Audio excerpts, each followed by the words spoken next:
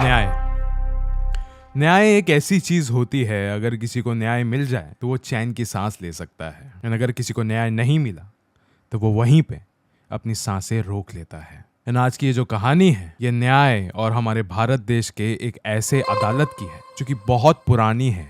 And ये एक ऐसी अदालत है ना गाइस, कि यहाँ पे ऐसे कठोर डिसीजंस लिए गए हैं अपने पूरी जिंदगी भर में। ऐसे ऐसे गुनहगारों को यहाँ पे सजा दी गई है जो कि शायद से उसको, वो लोग गिल्टी थे इसके लिए उनको वो सजा दी गई, लेकिन यहाँ पे कुछ ऐसे और भी डिसीजंस लिए गए थे जिसके वजह से लोगों को बहुत ज्यादा सफर करना पड़ा था। और उन डिसीजंस के वजह से ही, उन्हीं गलत न्याय के वजह से उस अदालत में आज भी ऐसे बहुत सारे आत्माओं का बसेरा है। हॉन्ट करती है वो आत्माएं यहीं पे। आज की ये कहानी एक वकील की है, एंड ये कहानी कुछ ऐसी है कि अगर आप इसे एक बार सुन भी लोगे ना गाइस, तो आप ना अगली बार कभी भी किसी भी कोर्ट की सीढ़ियां चढ़ने से पहले एक बार रुक जाओगे ना, आप सोचोगे कि इस अदालत में इसके जिंदगी भर में ऐसी ऐसी खौफनाक हादसे हुए रहेंगे जिसके वजह से शायद से मुझे थोड़ा बहुत चौकन्ना होना चाहिए इस अदालत में खड़े होने से पहले।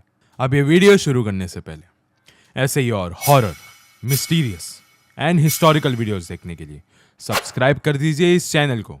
अब ये कहानी शुरू होती है। गाइस, ये कहानी है मनमोहन घोषाल की, जो कि कोलकाता हाई कोर्ट के एक लॉयर थे। एंड ये जो हादसा है ना, ये कुछ साल 2022 के अराउंड का था, जब मनमोहन घोषाल जस्ट अभी रिसेंटली ही एक बहुत बड़ा केस जीते थे। एंड बहुत टाइम हो गया तो उनको अपने दोस्तों के साथ टाइम स्पेंड किए, एंड उन्होंने कहा कि अभी बहुत वक्त भी हो गया और ऊपर से आज हम लोग एक बहुत बड़ा केस भी जीते हैं, तो फिर कोर्ट के पास में ही एक बहुत अच्छा खासा रेस्टोरेंट है, हम वहाँ पे जाते हैं और इन्जॉय करते हैं। थोड़ा हमको अपना माइंड फ्रेश करने की भी ज़रूरत है क्योंकि बहुत ज़्यादा नेगेटिविटी हो गई है। वो लोग गए उस रेस्टोरेंट में, रात भर अपनी वहाँ पे उन्होंने निकाली।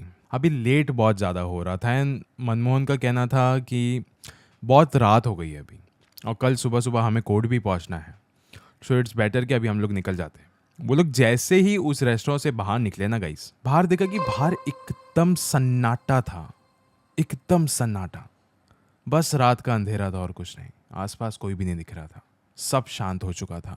अब इतनी रात हो ही रही थी तो फिर सब लोग ने ये वाली बात डिसाइड करी कि ऑलरेडी हमको कल तो मिलना ही है, तो अभी फिलहाल के लिए हम लोग यहाँ से चले जाते हैं। फिर उन सब ने अपना अपना रास्ता पकड़ लिया एंड वो एक राइट वे के डायरेक्शन में चलने लग गए क्योंकि वहीं से हाईवे आता था। लेकिन जो मनमोहन था ना, वो लेफ्ट वे में जा रहा था जहाँ पे कोर्ट है। तो फिर मनमोहन का जो दोस्त था वजहरी, उसने उसको रोका एंड कहा कि आप वहाँ क्यों जा रहे हो यार, राइट साइड में हाईवे आता है, आपको कोर्ट की तरफ क्यों जा रहे हो आप। तो फिर उसने बोला कि मुझे बहुत जोर की वॉशरूम आ रही है, एंड जिस रेस्टोरेंट में हम लोग गए थे वहाँ पे थे ही नहीं, सो मैं जाके आता हूँ। फिर वजहरी ने कहा कि चलो ठीक है, रेस्टोरेंट में वॉशरूम नहीं था, मुझे समझ में आ रहा है, लेकिन तू ये सब एक सिर्फ वॉशरूम जाने के लिए तू जज के कोर्ट में क्यों जा रहा है? यहीं पे कहीं पे तू सड़क पे भी तो कर सकता है, यहीं पे कहीं पे कर ले और उसके बाद चल घर पे जाते। फिर उसके बाद ऑफ कोर्स ऐसा तो किसी को नहीं करना चाहिए, ये लोग वकील है, ये लोग काफ़ी ज़्यादा एजुकेटेड है।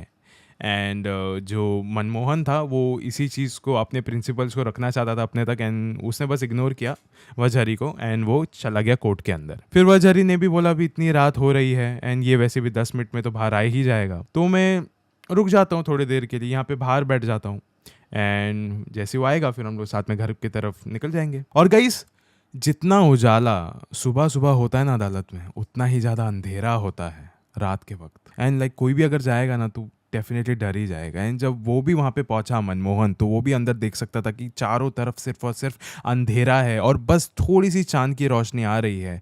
ऊपर ऊपर एक खिड़की थी वहाँ से, लेकिन स्टिल उसको बिल्कुल भी डर नहीं लग रहा था, बिकॉज वो ये सारी चीज़ों को ना बहुत एज अ चैलेंज लेता है। वो बिल्कुल भी नहीं डरता, ये सबसे पढ़ा लिखा है, वकील है, सो ऑफ कोर्स वो अपने प्रिंसिपल के साथ हमेशा ही स्टैंड करता है कि नहीं मैं नहीं डरूंगा। लेकिन उसे ना बाथरूम में जाना था, एंड बाथरूम जाते वक्त ना एक कॉरिडोर आता है बीच में जहाँ पे थोड़ा सा भी उजाला नहीं था, एकदम अंधेरा था, एकदम अंधेरा। एंड जब मनमोहन उस रात के अंधेरे में उस अदालत के कॉरिडोर में चल रहा था, तो उस वक्त ना चलते चलते उसको अचानक से पायल की आवाज़ आई, एंड उसके जो पाँव थे ना वो वहीं पे थम गए। वो आगे बिल्कुल भी नहीं बढ़ पा रहा था। फिर भी वो बहुत ज़्यादा हिम्मत करने की कोशिश कर रहा था ना, उसके दिमाग में बस ऐसे चल रहा था कि अंधेरा है, अंधेरे में अलग अलग आवाज़ें सुनाई देती है, अलग अलग चीज़ें दिखाई देती है, जिसे हेल्यूसिनेशन कहते हैं। तो स्टिल उसने थोड़ी बहुत हिम्मत करके पीछे की तरफ देखा। जैसे ही पीछे देखा तो पीछे कोई भी नहीं था, सिर्फ और सिर्फ काला अंधेरा था। उसको थोड़ी बहुत राहत मिली एंड फिर वो वापस से चलने लग गया। लेकिन तभी जैसे ही मनमोहन थोड़ा सा आगे बढ़ा था, उसको वो पायल की आवाज़ दोबारा सुनाई दी। और इस बार ना वो जो आवाज़ थी वो बहुत ज़्यादा नज़दीक आ रही थी।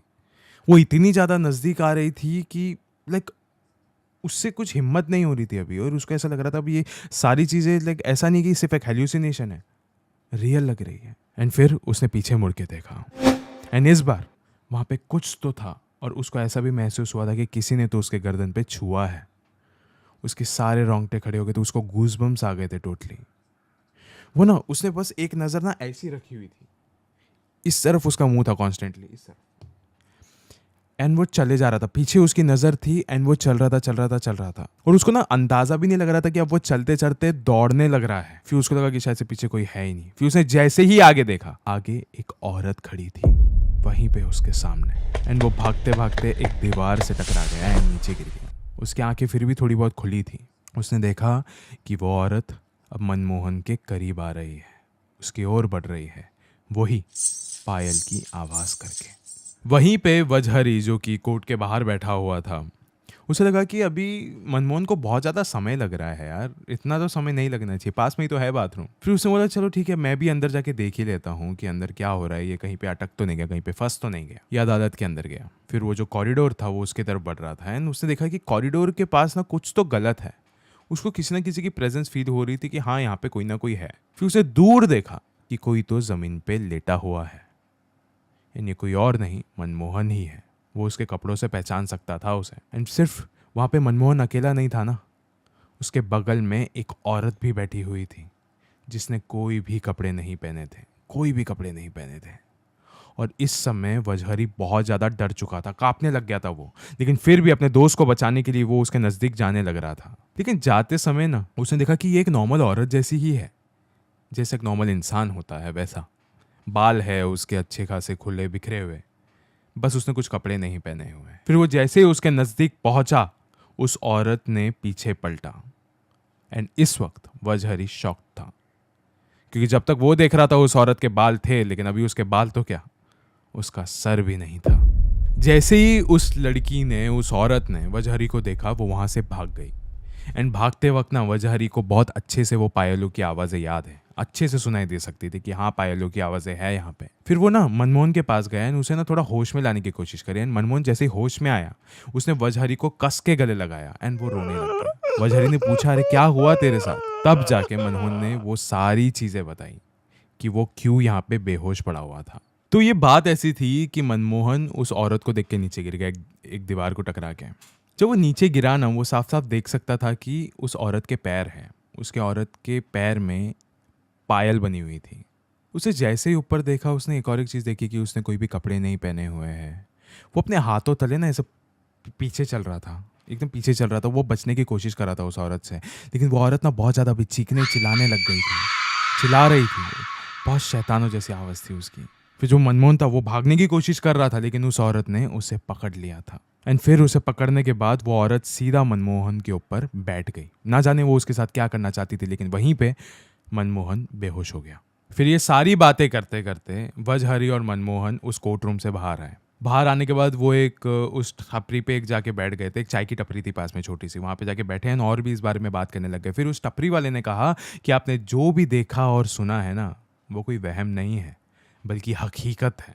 उस टपरी वाले ने कहा कि आज से कई सालों पहले, लाइक ईयर 1881 के अराउंड, एक औरत आई थी इस कोर्ट में, कोलकाता हाई कोर्ट में, जिसका नाम था निस्तर राउत, और वो पेशे से एक प्रोस्टिट्यूट थी। एंड वो इस कोर्ट में आके वो उसका ये अपील था कि मैं एक शादी करना चाहती हूँ, एंड वो एक डायमंड मर्चेंट है। तो फिर मैं शादी जब तक नहीं कर सकती जब तक मेरा जो नाम है उस रजिस्टर से ना हट जाए, एज उसमें ऑक्यूपेशन में प्रोस्टिट्यूट लिखा हुआ है, मुझे ऑफिशियली एक प्रोस्टिट्यूट नहीं रहना है। एंड जब निस्तर ने ये वाला अपील रखा था कोर्ट के सामने, तो कोर्ट ने बिना कुछ सोचे समझे उसका ये जो अपील था उसको नकार दिया, उसको रिजेक्ट कर दिया। उन्होंने साफ साफ कह दिया कि आप एक प्रोस्टिट्यूट हो एंड हम लोग वो ही मानेंगे, एंड आप इसे कभी भी चेंज नहीं कर सकते, हम रजिस्टर से आपका नाम बिल्कुल भी नहीं हटाएंगे। निस्तर ना बहुत ज़्यादा भी नाराज़ हो चुकी थी, बहुत ज़्यादा भी दुखी हो चुकी थी, अपसेट थी। उसको समझ में नहीं आया था अब वो क्या करेगी, शादी कैसे करेगी। फिर ये सब कुछ सोचने के बाद उसने सोचा कि चलो मैं जाती हूँ अपने उस फियांसे के पास, है ना, उसको जाके उससे जाके बात करती हूँ जो कि डायमंड मर्चेंट था। वो जैसे ही उसके घर पे पहुंची उसने देखा कि उसको पुलिस लेकर चले जा चुकी है, उसको रॉबरी के इल्जाम में गिरफ्तार कर चुके हैं। इस वक्त निस्तर एक बहुत ही ज़्यादा गलत हालत में थी, उसको समझ में नहीं आ रहा था उसके लाइफ में क्या हो रहा है, अब वो क्या करेगी। एंड जब बहुत सारे लोगों ने उसकी पूछताछ करनी चालू करी तो सबको निस्तर के बारे में कुछ पता ही नहीं चल रहा था कि वो गई कहाँ पे है। फिर पुलिस ने भी अभी छानबीन करनी चालू कर दी थी। फिर उनको फाइनली जाके निस्तर मिली, उनके जो वो डायमंड मर्चेंट था उसके गार्डन में मिली, गार्डन में दफनाई गई थी वो निस्तर। जब वो देख रहे थे निस्तर को तो उसके बदन में कोई भी कपड़ा नहीं था, पूरी तरीके से नेकेड थी वो, उसकी गर्दन भी नहीं थी, कटी हुई थी गर्दन, सिर्फ उसके पूरे बदन में अगर कुछ था तो वो थी उसकी पायल जिसकी आवाज़ें सुनाई देती है। और वो दिन है और आज का दिन, ये वाली बात कही जाती है कि कोलकाता हाई कोर्ट में निस्तर की आत्मा आज भी भटकती है और किसी को भी आधी रात में वहाँ पे आने नहीं देती क्योंकि उसे न्याय नहीं मिला। एंड इस कोलकाता हाई कोर्ट की ये जो कहानी है ना, ये यहीं पे ख़त्म नहीं होती है। कोलकाता हाई कोर्ट में एक और एक कहानी थी जो कि 19th सेंचुरी की है। 19th सेंचुरी में ना एक आदमी रहा करता था जो कि एक पोएट था, उसका नाम था तपीस। एंड वो ना ब्रिटिश के खिलाफ ना अपनी आवाज़ें उठाने लग रहा था एंड उसी कारण के वजह से ना कोलकाता हाई कोर्ट में उसकी पेशी हुई। एंड पेशी होने के बाद उसको सीधा सीधा लाइफ इम्प्रिजनमेंट या तो उसको जेल में डाल दिया गया था टोटली। जब उसे जेल में डाला गया था ना तपीस को, तो उसको ना अंदर कुछ भी खाने पीने के लिए नहीं दिया जाता था, उसको ऐसे भूखा रहने दिया जाता था, उसको बाहर भी नहीं निकाला जाता, बस अंदर ही रखा जाता था। तपीस ने फिर कुछ दिनों तक, कुछ वक्त तक उसने अंदर से ही अपने आक्रोश दिखाया, लेकिन एक अकेला इंसान क्या ही कर लेगा। वहाँ की जो पुलिस वाले थे वो भी उस पर बहुत ज़्यादा जुल्म करते थे, बहुत ज़्यादा जुल्म करते थे। एंड देखते ही देखते बिना खाने पीने के तपीस की अभी मौत नज़दीक आ रही थी, वो बहुत ज़्यादा कमज़ोर हो गया था एंड एट द एंड उसकी मौत हो गई वहीं पे। एंड तब से कहा जाता है कि जो ये आदमी था तपीस, वो उसी कोलकाता हाई कोर्ट में घूमता रहता है, भटकता रहता है। जो भी आधी रात में उसको मिल जाता है वो उससे पानी मांगता है कि मुझे पानी दे दो, वो उसके लिए तरसता है, उसके लिए तड़पता है। ये दोनों ही कहानियों को सुनकर व्रजहरी और मनमोहन बहुत ज़्यादा शॉक हो चुके थे, वो बहुत ज़्यादा परेशान हो चुके थे कि अभी हम जिस जगह से आए हैं इतने रात को, वहाँ पे 2 आत्माओं का वास है, वहाँ पे 2 ऐसी आत्माएं घूमती है, 2 ऐसी आत्माएं भटकती है जिनको कभी भी उनकी ज़िंदगी में न्याय नहीं मिला, उनको एक तड़प तड़प के मौत का सामना करना पड़ा था। तो शायद यूली बात तो एकदम ही पक्की है कि वहाँ पे उनका वास है, वो वहाँ पे भटकती है एंड अपनी न्याय की भीख मांगती है। एंड ये जो कहानी है ना गाइज, उसका सबूत मांगने के लिए, उसका सबूत देखने के लिए, रिसर्च करने के लिए हमको एक कहानी मिली थी कि कोलकाता में बहुत ज़्यादा एक फेमस पैरानॉर्मल इन्वेस्टिगेटर्स है, उनका नाम है डिटेक्टिव्स ऑफ सुपरनैचुरल। एंड वो लोग बहुत ज़्यादा फेमस है, अपने कई सारे केसेस के लिए बहुत ज़्यादा फेमस है। एंड एक टाइम तो ऐसा था कि जब कोलकाता के जो पुलिस वाले थे उन्होंने भी उनकी मदद मांगी थी बहुत सारी इंपॉर्टेंट चीज़ों के लिए। एंड जब इन पैरानॉर्मल इन्वेस्टिगेटर्स के सामने ये चीज़ आई थी, ये जो केस था कोलकाता हाई कोर्ट का, ये आया था उनके सामने, वो लोग बहुत ज़्यादा एक्साइटेड थे कि अगर ऐसा कुछ है तो हम लोग को भी जाना है वहाँ पे, हम एक रिक्वेस्ट करते हैं। लेकिन जैसे कोलकाता हाई कोर्ट या फिर किसी और हाई कोर्ट में भी जैसे दूसरे रिक्वेस्ट, अपील, फाइल्स ऐसे ही पड़ी हुई रहती है, वैसे इनकी रिक्वेस्ट भी वहाँ पे वैसी ही पड़ी रही, उनको भी नहीं जाने मिला। लेकिन एक बात के लिए तो मैं 100% श्योर हूँ गाइस कि अगर उन पैरानॉर्मल इन्वेस्टिगेटर्स को उस कोर्ट में जाने का मौका मिलता था तो डेफिनेटली वो कुछ ना कुछ तो वहाँ पे प्रूव करके आ ही जाते थे। लेकिन कोर्ट का ही काम आसान हो जाता था उससे, लेकिन स्टिल उनको नहीं मिला मौका। लेकिन आज भी एक बात तो एकदम क्लियरली बोली जाती है विद अ फुल स्टॉप कि हो सकता है आज भी कि वो निस्तर की आत्मा वहाँ पे ऐसे ही भटकती रहती है, अपने न्याय के लिए चीखती है, चिल्लाती है, तड़पती है, वहीं पे भटकती है। और दूसरी तरफ तपीस, वो आज भी वहाँ पे घूमता है कि आधी रात में बस उसको कोई तो एक ऐसा शख्स मिल जाए, कोई तो एक ऐसा इंसान मिल जाए जिससे जाके वो पानी की मांग कर सके एंड कोई आके उसकी प्यास बुझा सके।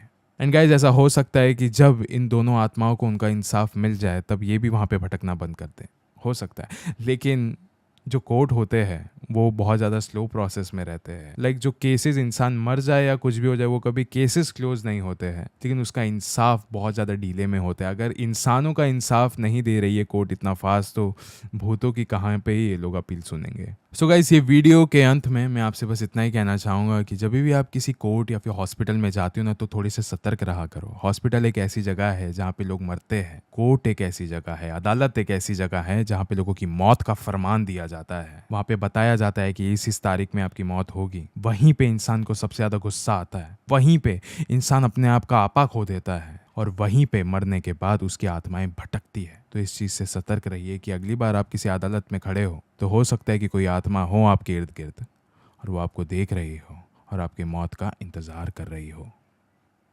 शुक्रिया।